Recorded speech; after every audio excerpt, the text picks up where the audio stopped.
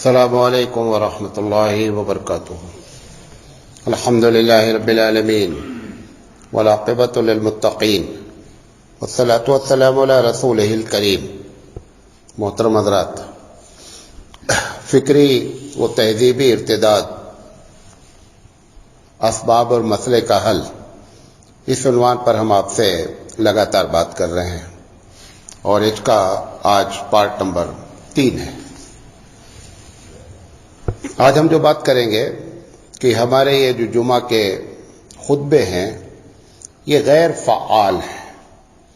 غیر فعال کا مطلب یہ ہوتا ہے کہ جیسا خطبہ ہونا چاہیے، جس طریقے سے اللہ کے رسول صلی اللہ علیہ وسلم خطبوں کا، جمعہ کے خطبوں کا استعمال کرتے تھے، وہ کیفیت بھارت میں باقی نہیں ہے۔ اس کی وجہ سے کیا کیا پرابلم آتی ہے اور کیسے فکری ارتداد ہوتا ہے، بات کریں گے اور مسئلے کا حل بھی بتائیں گے۔ دیکھیں، یہ جو ایک دم پڑھے لکھے لوگ نہیں ہوتے ہیں، جن کو دین کی معلومات نہیں ہوتی ہے، وہ لوگ فکری ارتداد میں مبتلا نہیں ہوتے ہیں۔ فکری ارتداد میں مبتلا وہ لوگ ہوتے ہیں جن کا جو جانتے ہیں اور ناقص جانتے ہیں، کیونکہ جو ایک دم نہیں جانتا ہے وہ یہ تو ہو سکتا ہے، بلکہ ہوتا ہی ہے کہ شرک اور بدعت میں مبتلا ہو جاتے ہیں، غیر دینی بات کو دین جان لیتے ہیں، اور اگر زیادہ یہ معاملہ خطرناک ہوتا ہے تو اصلی مرتد ہوتے ہیں، پلٹ جاتے ہیں اپنے دین کی طرف سے اور کوئی دوسرا مذہب اختیار کر لیتے ہیں۔ لیکن یہ جو لوگ، ایک عوام جو تھوڑا موڑا پڑھتی ہے، تھوڑا موڑا جانتی ہے، وہ فکری ارتداد میں مبتلا ہوتی ہے۔ تو یہ جو جمعہ کے خطبے ہو رہے ہیں، حالانکہ پورے کا اگر خلاصہ مجھے آخر میں بتانا چاہیے، آج بھی بتاتا ہوں کہ 2 ہی مسئلے کا حل ہے۔ ایک یہ کہ مکتب کو صحیح کر دیا جائے، اور دوسرے جمعہ کے خطبے کو صحیح کر دیا جائے، ساری پرابلم، سارے مسائل اپنے آپ حل ہو جائیں۔ اور یہ دونوں طریقہ حبیب مصطفیٰ صلی اللہ علیہ وسلم کا طریقہ ہے۔ آپ مسلمانوں کی اصلاح کیسے کرتے تھے؟ 2 ہی کام ہوتا تھا۔ نمبر 1، جمعہ پہ جو ضرورت ہے اس ٹاپک پر بات ہوتی تھی، نمبر 1، اور فجر کے بعد بیٹھ کر کے لوگوں سے کیا کرتے تھے؟ آپ اس کو مکتب کہہ لیں، آپ اس کو درس کہہ لیں، آپ اس کو تعلیم کہہ لیں، جو چاہیں کہہ لیں، یہی 2 طریقہ حبیب مصطفیٰ صلی اللہ علیہ وسلم کا تھا، جو اصلاح بین المسلمین، مسلمانوں کے درمیان میں اصلاح کرنے کا طریقہ تھا۔ تو اس میں سے ایک پر میں نے ہلکی سی بات کی ہے مکتب کے بارے میں، پھر آگے کہیں آئے گا اور تفصیلی بات کریں گے۔ یہ جو جمعہ کا معاملہ ہے، اس میں 65% مساجد بھارت کی ایسے لوگوں کے ہاتھ میں ہیں کہ یا تو وہ جھوٹے واقعات سناتے ہیں، یا غیر فطری باتیں کرتے ہیں۔ غیر فطری بات جب کوئی کرتا ہے تو جو پڑھا لکھا آدمی ہوتا ہے، تھوڑی دیر کے لیے تو ہو سکتا ہے کہ وہ نہ سمجھ پائے، لیکن جب وہ اکیلے میں، تنہائی میں اس غیر فطری بات کو سوچتا ہے نا، تو بہت کنفیوز ہوتا ہے۔ پھر سوالات اٹھتے ہیں اس کے ذہنوں میں، اور چونکہ تقریر کے بعد سوال جواب کی نشست نہیں ہوتی ہے، لہذا اس کے ذہن میں جو سوال اٹھا رہتا ہے وہ ویسے ہی موجود رہتا ہے، کبھی اس کے حل کرنے کا وقت نہیں آتا ہے۔ تو غیر فطری باتیں کرتے ہیں، غیر عقل میں آنے والی باتیں کرتے ہیں۔ ابھی شاید سوال جواب میں بھی بات کی آئی تھی ایک دن کہ حضرت عمر رضی اللہ تعالی عنہ کے زمانے میں ایک بڑھیا کا تیل زمین پہ گر گیا۔ حضرت عمر رضی اللہ تعالی عنہ وہاں سے گزرے تو دیکھا بڑھیا رو رہی ہے۔ اچھا، سب بڑھیا سے ہی تب متعلق ہوتے ہیں واقعات، جوان سے کوئی نہیں ہوتا ہے، اس کو بھی نوٹ کر لیں۔ نبی کے بھی جتنے بڑھے کے واقعات ہیں وہ 99% سب جھوٹ ہیں۔ جو بڑھیا کہا جاتا ہے وہ 99% سب جھوٹ ہیں۔ بہرحال وہ ایک الگ ٹاپک ہے، کبھی زندگی رہی تو بڑھیوں پر ایک تقریر پوری کریں گے۔ تو حضرت عمر رضی اللہ تعالیٰ عنہ نے کہا، اس نے کہا کہ میرا تیل زمین میں چلا گیا، تو حضرت عمر رضی اللہ تعالیٰ عنہ نے کوڑا مارا زمین کے اوپر اور کہا کہ اس کا تیل واپس کر دے، اگر تو نے واپس نہیں کیا تو تیرے اندر ایک بے نمازی کو دفن کر دوں گا۔ اچھا، تو ایک بات تو یہ معلوم ہوئی کہ حضرت عمر کے زمانے میں بھی بہت سے لوگ بے نمازی تھے، اور دوسری بات یہ ہے غیر عقل کی آتی ہے، ایک مرتبہ تیل گر گیا تو تیل کیسے واپس آئے گا؟ زمین میں جذب ہو گیا تو کیسے آئے گا واپس؟ اب یہ جب کہا جاتا ہے تب تو سبحان اللہ بولتے رہو۔ اور یہ بھی ایک مزے کی بات بتائیں آپ کو، جتنا جھوٹی بات مقرر بولے گا اتنا سامنے والی پبلک سبحان اللہ بولے گی۔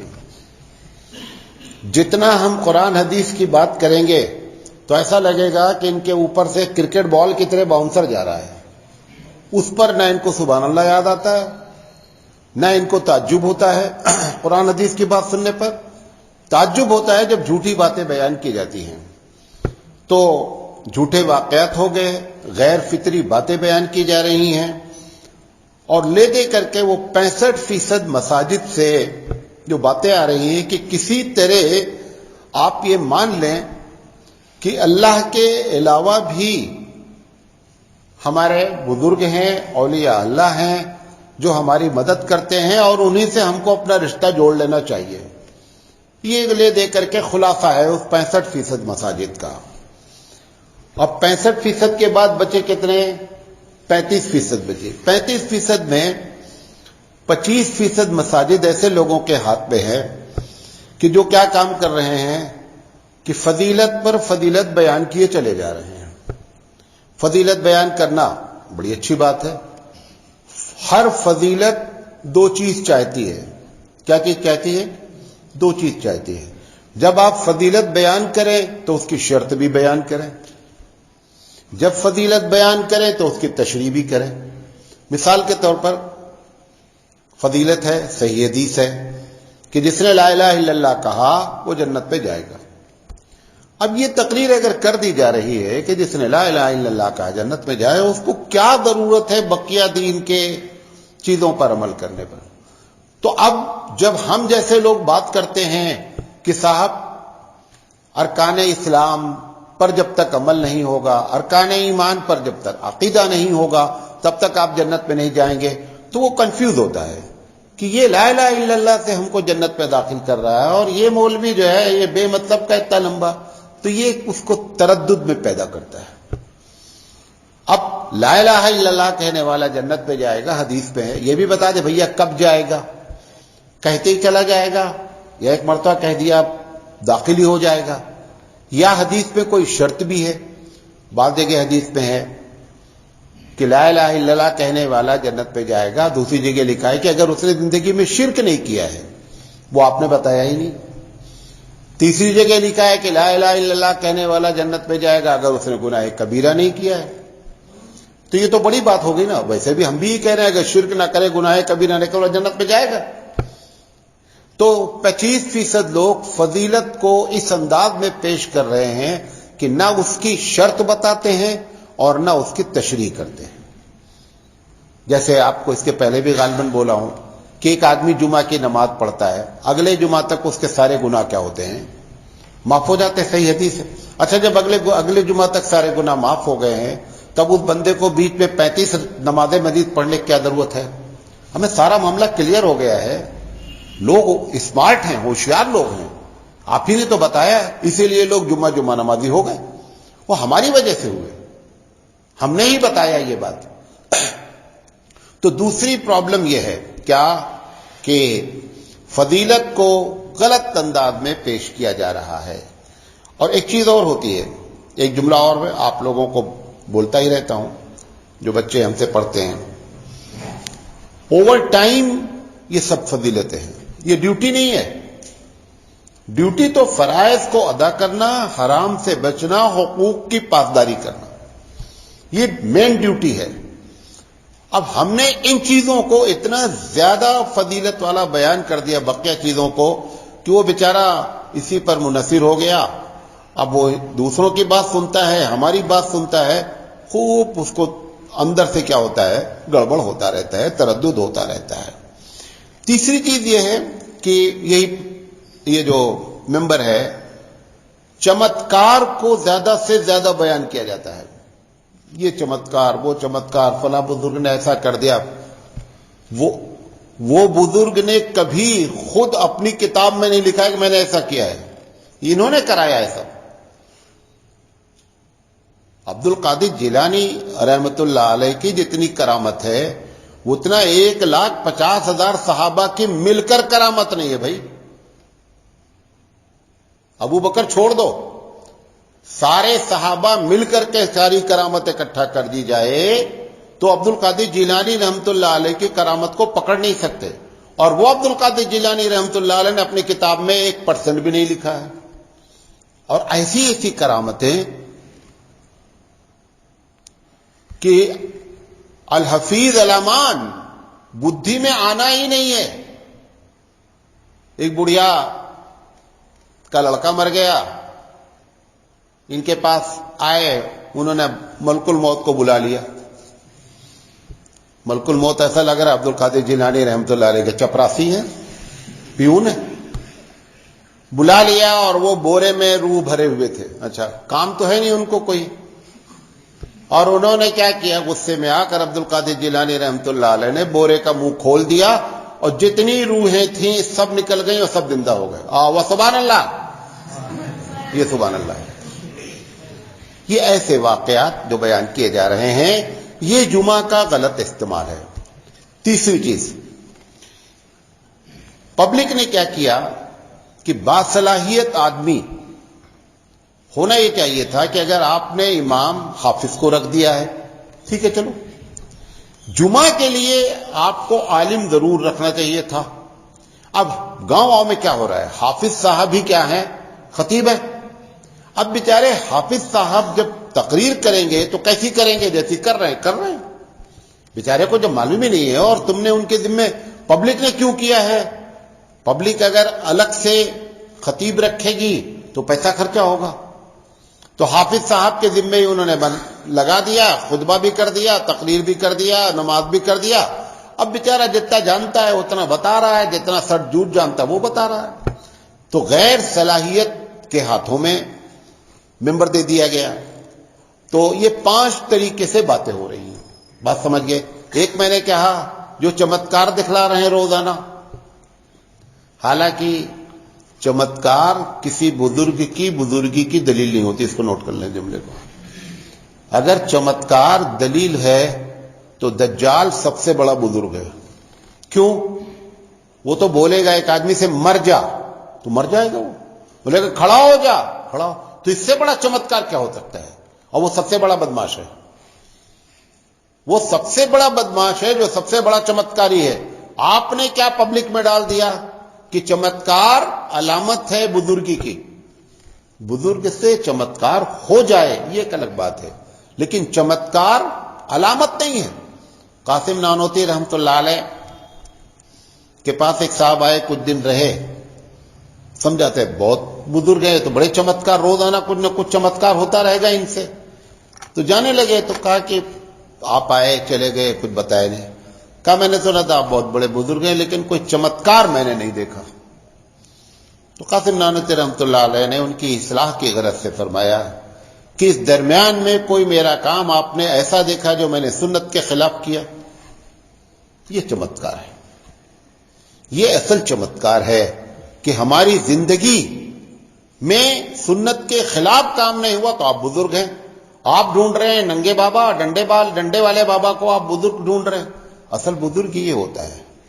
قاسم نانوتی رحمت اللہ علیہ کے بارے میں ہی لکھا ہوا ہے کہ آخری وقت تھا، ایک بچہ، چھوٹا بچہ تھا، وہ تھالی جانتے نا، تھالی کو زمین میں رکھ کر بجا رہا تھا۔ جب تھالی رکھ دی گئی تو دونوں حصہ تھالی کا پیک ہو گیا نا، تو ڈھولک ہو گئی نا، اور ڈھولک بجانا منع ہے۔ اس آخری وقت میں بھی ان کو وہ سنت کے خلاف اور اس کو منع کیا، انہوں نے اس کو منع کیا۔ حضرت عمر رضی اللہ تعالی عنہ کا آخری وقت ہے، اس کے کچھ دیر کے بعد آپ دنیا سے چلے گئے، انتقال ہو گیا۔ ایک صاحب آئے اور ان کا پائجامہ ٹخنے کے نیچے تھا اور آپ نے اس حالت میں ان کو ٹوکا، یہ بزرگی ہوتی ہے. آپ لوگوں نے اس طریقے سے کیا. لہذا یہ کہنا چاہ رہا ہوں کہ جمعہ کے خطبے غیر فعال ہو گئے ہیں، جس کی وجہ سے یہ نتائج ہے. ایک چیز اور ہو گئی ہے کہ ہم منکر پر گفتگو کرنا نہیں چاہتے. منکر سمجھتے ہیں جو برائی سوسائٹی میں نظر آتی ہے اس پر ہم بات نہیں کرتے ہیں. ہماری عادت ہو گئی ہے کہ آپ کو ہم ہومیوپیتھی کی گولیاں کھلا رہے ہیں، اور ہومیوپیتھی کی گولی بچہ بھی کھاتا ہے منہ چبا چبا کر کے، بوڑھا بھی کھا لیتا ہے، جوان بھی کھا لیتا ہے.